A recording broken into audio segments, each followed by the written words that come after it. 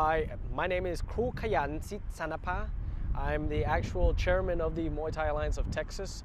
I'm also the representative for World Muay Thai Council, WBC Muay Thai, United States Muay Thai Federation, and IFMA, which is the International Federation of Muay Thai Amateur. I've been in Muay Thai for about 19 years now, but I've been a martial artist since about 3-4 years old. You know, being a kid growing up in Chicago, you know, you had to learn how to defend yourself, and of course we were different kids, so we were always protecting ourselves against, you know, bullies and, you know, out in the neighborhood. And of course, you know, I grew up in the 70s. That's one thing I didn't tell you, my age. Tomorrow I turn 37. So, you know, we grew up in the 70s. You know, of course, the Kung Fu craze was going on, Bruce Lee. You know, there's a big Chinatown community in Chicago, so obviously we were immersed in that. Brief history of Muay Thai is centuries old. No one really knows the exact birth date of Muay Thai. What we do know is what has been recovered from ancient documents. The ancient capital of Ayutthaya, it was sacked by the Burmese back in the 1500s, 1700s also, and a lot of the documentation was burned or lost. So, you know, we can't really pinpoint the exact birth date, but we do know that this was the martial art of the Thai warriors. You have American kickboxing, which requires only kicks from the waist up and punches. No knees, no elbows, no clinching, okay? No teep, which a lot of people, they call leg check, okay? You've got the guy coming at you and you've got the leg being forced on the guy's thigh.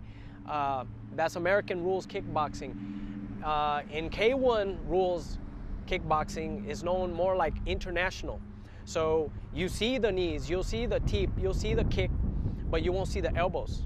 You will see the clinch, but you will not see elbows. So that's not exactly Muay Thai.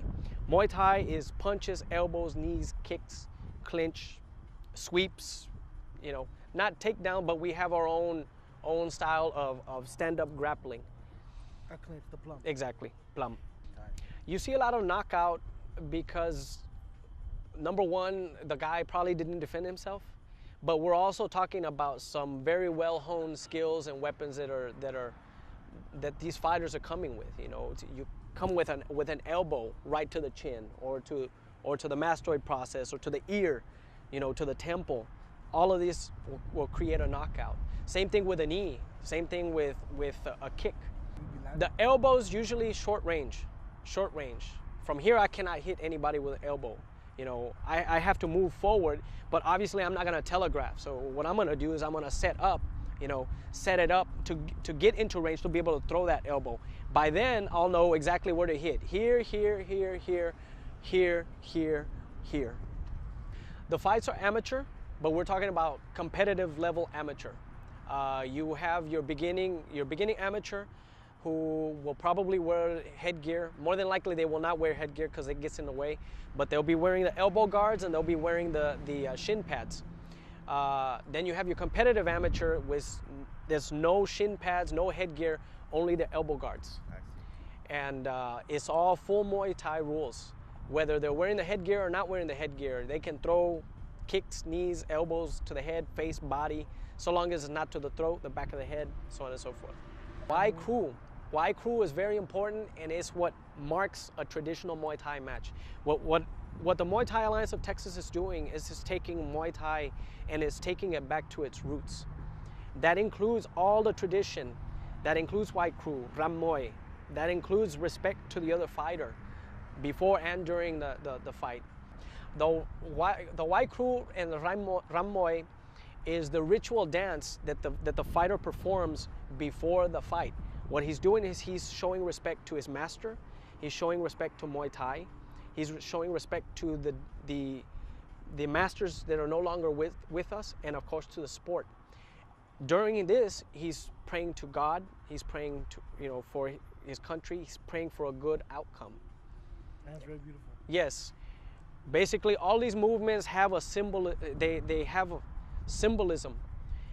What you're gonna see from some of the fighters from Muay Thai Institute is you're gonna see Rama, you see Tepanrit, You're gonna see all sorts of movements that symbolize, I don't want to say characters, but figures from the Ramakien. The Ramakien is ancient scripture that is closely knit to Buddhism. They can expect a little piece of Thailand here in the valley, and that's going to be in Houston, Austin, Dallas, San Antonio. It's never been done before in Texas. You know, people have said that it's a Muay Thai fight. You know, it could be debated. You know, yes, the fighter is throwing Muay Thai technique, but a traditional match has never taken place in Texas. And not only that, a fully sanctioned match has not taken place in Texas. So we're talking about World Muay Thai Council, we're talking about United States Muay Thai Federation, we're talking about the state level Muay Thai Alliance of Texas, and International Federation of Muay Thai Amateurs. So all of what we're doing on Saturday, November 21st, is state and national ranking. So this is not a backyard event where, okay, you know, you get to have this belt.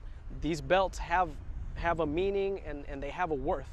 They can take you all the way to Thailand, you know, but of course you got to start at the local level. We're gonna be running the circuit. Corpus Christi wants us up there really bad. You know, we want to hit El Paso.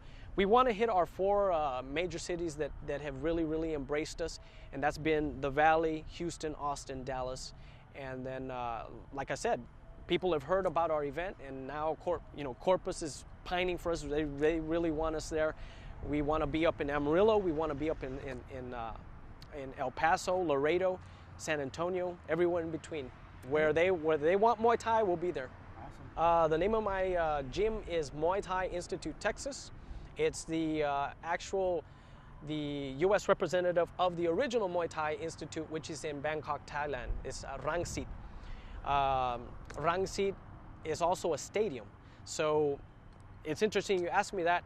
Muay Thai Alliance of Texas has an arrangement with Muay Thai Institute Rangsit Stadium to have an exchange of fighters. So you could very well see some of these fighters that they're going to fight on Saturday. You might see them in Thailand within less than a year, and of course we're going to bring fighters from that stadium from Thailand to be able to start mixing it up.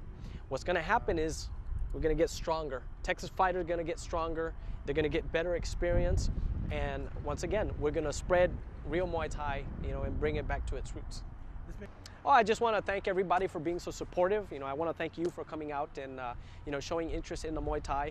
What we're trying to do again is we're trying to show the real Muay Thai, and I think that it's going to be something very special and very meaningful for the fan out there. And they'll see a lot of great fights, and they'll really get in depth as to what Muay Thai is and what it symbolizes, especially to someone like myself and to those of us that have been in the ring and done this for real. Awesome. Well, thank you very much. I appreciate it. That was an awesome interview. Hey, real quick.